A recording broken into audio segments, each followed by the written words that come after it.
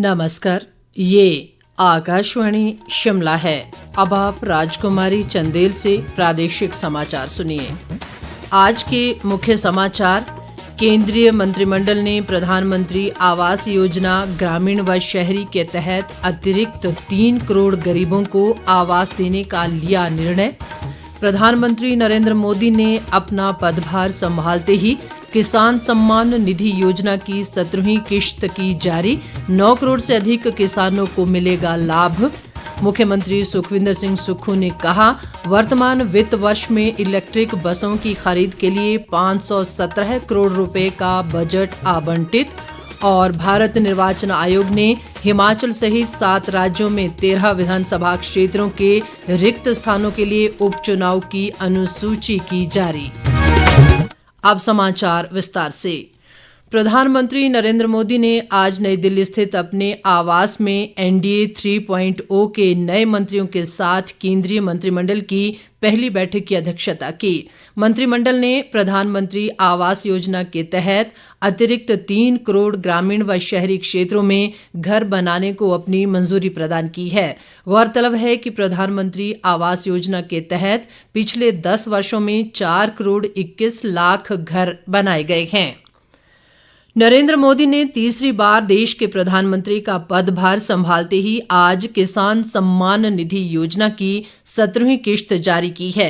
ये किश्त 9 करोड़ 30 लाख किसानों को लगभग 20,000 करोड़ रुपए का लाभ पहुंचाएगी।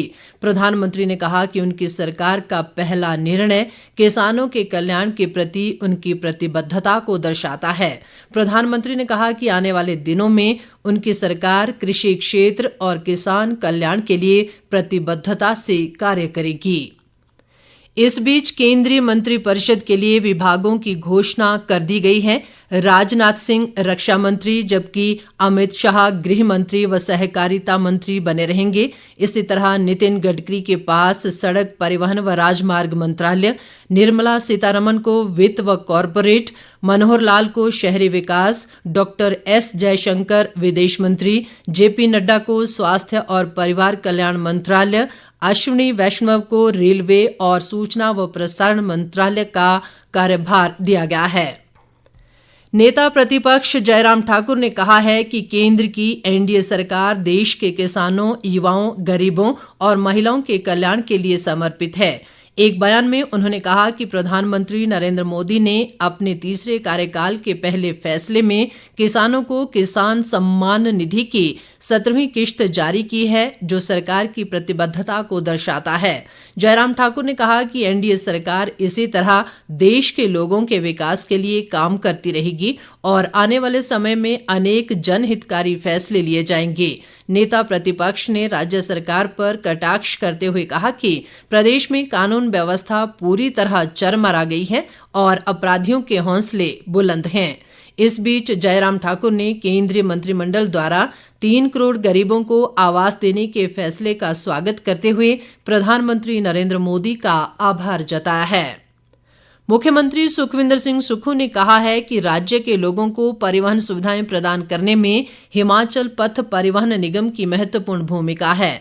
शिमला में आज निगम की बैठक की अध्यक्षता करते हुए उन्होंने कहा कि यात्रियों की सुविधा के लिए 25 नई वॉल्वो बसें और 50 टेम्पो ट्रैवलर खरीदे जाएंगे।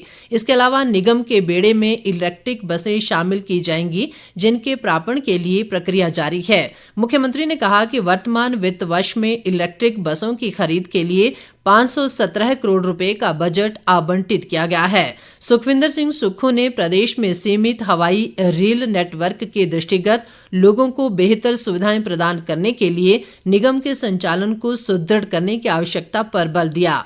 उन्होंने कहा कि प्रदेश सरकार निगम को प्रतिमाह 63 करोड़ रुपए प्रदान करेगी। इस अवसर पर उप मुख्यमंत्री मुकेश अग्निहोत्री ने कहा कि प्रदेश में परिवहन सुविधा को सुदृढ़ करने के साथ ही पर्यावरण संतुलन बनाए रखने में इलेक्ट्रिक बसों की विशेष भूमिका रहेगी। मुख्यमंत्री सुखविंदर सिंह सुक्खू ने कहा है कि प्रदेश सरकार दिल्ली सरकार के साथ किए गए समझौते के अनुसार दिल्ली को पानी देने के लिए प्रतिबद्ध है। शिमला में आज पत्रकारों से अनौपचारिक बातचीत के दौरान उन्होंने ये बात कही।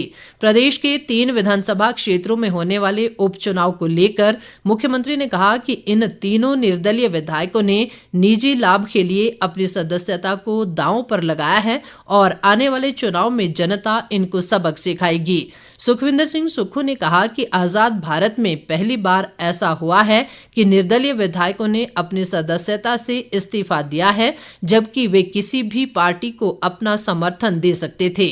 उन्होंने कहा कि लोगों ने उन्हें 5 साल के लिए अपने क्षेत्र का नेतृत्व करने के लिए चुना था, लेकिन निजी स्वार्थ के चलते निर्दलीय विधायकों ने राज्य पर उपचुनाव का बोझ डाला है। मुख्यमंत्री ने नरेंद्र मोदी को तीसरी बार प्रधानमंत्री बनने पर शुभकामनाएं देते हुए कहा कि वे जल्द ही प्रधानमंत्री से मिलने दिल्ली जाएंगे। उन्होंने कहा कि इस दौरान वे प्रदेश के लिए आपदा राहत पैकेज की मांग भी प्रधानमंत्री के समक्ष रखेंगे। प्रादेशिक समाचार बुलेटिन आकाशवाणी शिमला से प्रसारित किया जा रहा है। भारतीय निर्वाचन आयोग ने 7 राज्यों में 13 विधानसभा क्षेत्रों के रिक्त स्थानों के लिए उपचुनावों की अनुसूची जारी कर दी है। मुख्य निर्वाचन अधिकारी मनीष गर्ग ने आज शिमला में बताया कि बिहार, पश्चिम बंगाल, तमिलनाडु, मध्य प्रदेश, उत्तराखंड, पंजाब और हिमाचल प्रदेश के 3 विधानसभा क्षेत्रों में उपचुनाव आयोजित किए जाएंगे।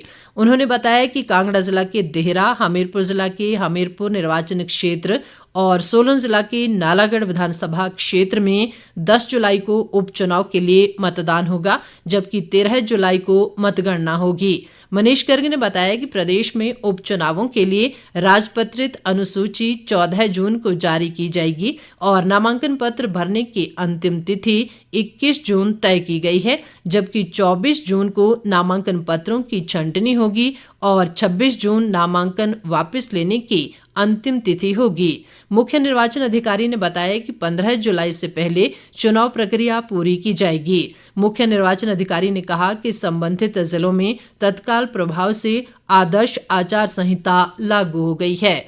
मनीष गर्ग ने इस अवधि के दौरान आदर्श आचार संहिता के पालन की महत्ता पर बल दिया।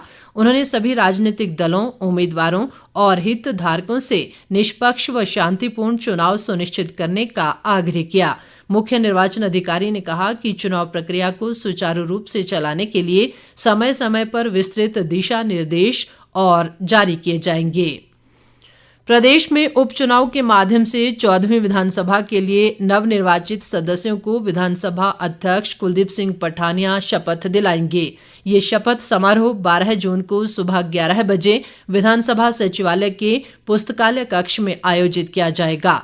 उल्लेखनीय है कि इस उपचुनाव में कांग्रेस पार्टी के 4, जिसमें लाहौल स्पीति से अनुराधा राणा, सुजानपुर से कैप्टन रणजीत सिंह, कुटलैहड़ से विवेक शर्मा और गगरेट से राकेश कालिया शामिल हैं, जबकि भारतीय जनता पार्टी के 2 सदस्य धर्मशाला से सुधीर शर्मा और बड़सर निर्वाचन क्षेत्र से इंद्रदत्त लखनपाल निर्वाचित हुए हैं।